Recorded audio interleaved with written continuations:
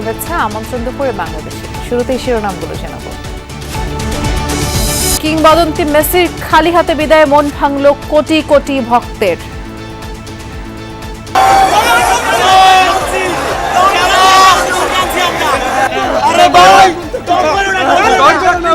একদম মন খারাপ হয়ে গেছে মেসির খেলা দেখে একদম। আর্জেন্টিনায় পুলিশের সাথে দফায় দফায় সংঘর্ষ।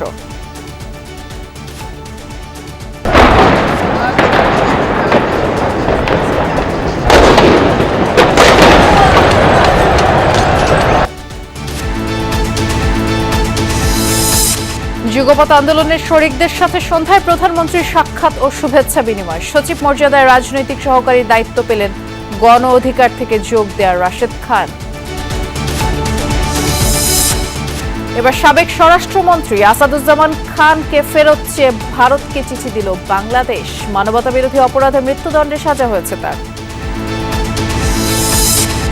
কঠোর অবস্থানের কারণেই পদ থেকে সরানো হতে পারে ধারণার সাবেক গভর্নর আহসান মনসুরের যমুনাকে জানালেন সময় পেলে শেষ করা যেত সংস্কার।